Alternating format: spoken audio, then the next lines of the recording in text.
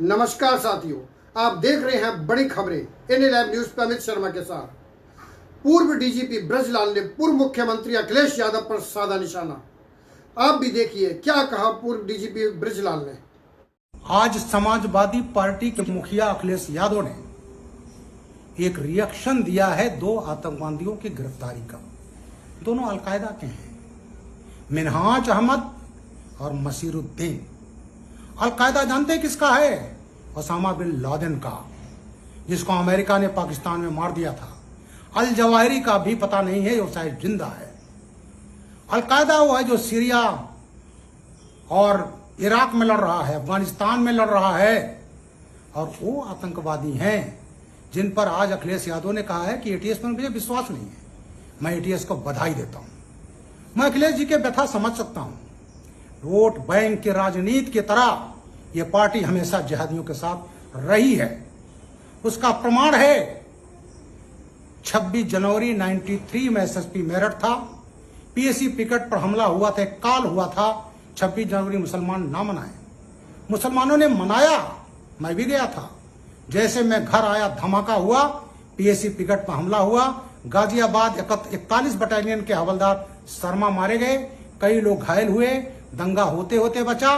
पहली बार प्रदेश में RDX, Chinese grenade, Chinese plastic grenade बरामद हुए। 5-6 आतंकवादियों के खिलाफ चार्जशीट लगी। नेताजी 93 में पावर में आते हैं। 94 में इन्होंने अपनी तुष्टीकरण की निकृष्ट लेवल पर जा करके आतंकवादियों के केस वापस ले लिए थे। फिर अदालत ने वापस नहीं होने दिया, और फिर मैं डीआईजी आगरा था। 95-96 में गवाही देने गया था, सबको आजम कारावास हो गई। अखिलेश जी 23 नवंबर 2007 को यूपी के लखनऊ, फैजाबाद, बनारस की कचहरियों में हमले हुए थे। 15 लोग मारे गए, जिसमें काफी वकील थे। और उस समय ये लश्कर तैयबा का जो संगठन था, उससे संबंधित था हुजी, उसके आतंकवादियों ने किया था। खालिद मुजाहिद जौनपुर मड़ियाहू और डॉक्टर तारिक कासमी आजमगढ़, ये गिरफ्तार हुए थे।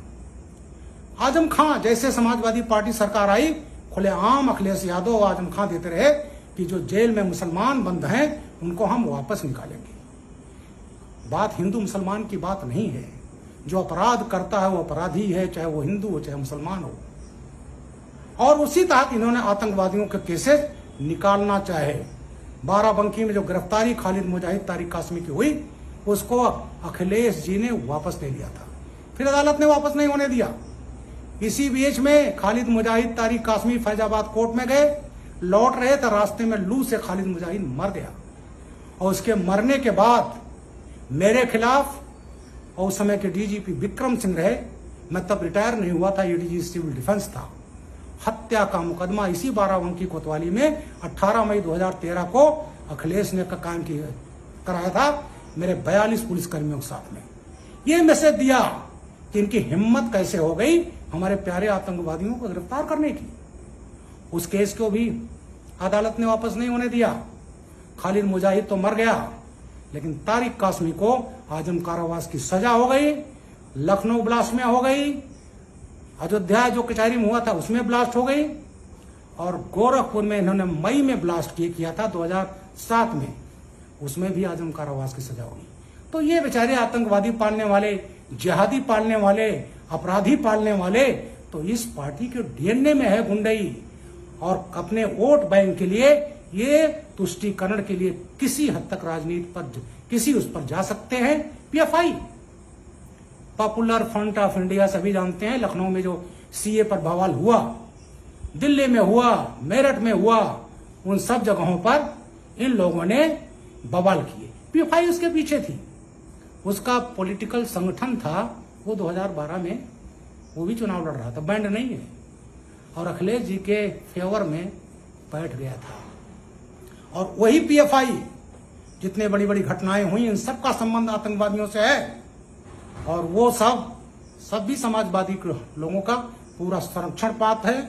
2012 से 17 अखिलेश सरकार रही उत्तर प्रदेश में, और यहां आतंकवादी दिल्ली स्पेशल पुलिस ले जाती थी, एनआईए ले जाती थी।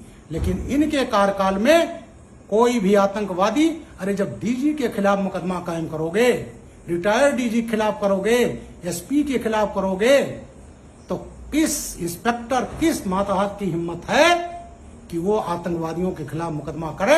यही हमारी एटीएस में चीफ रहा हूं 4.5 साल, इसको डिफंक्ट कर दिया अखिलेश यादव ने। और आज जो है जब ये बहुत अच्छा काम हुआ है तो माननीय अखिलेश यादव जी कह रहे हैं अपनी वोट बैंक, अपने वोट को तुष्टिकरण के लिए हमें विश्वास नहीं है, सर मान चाहिए।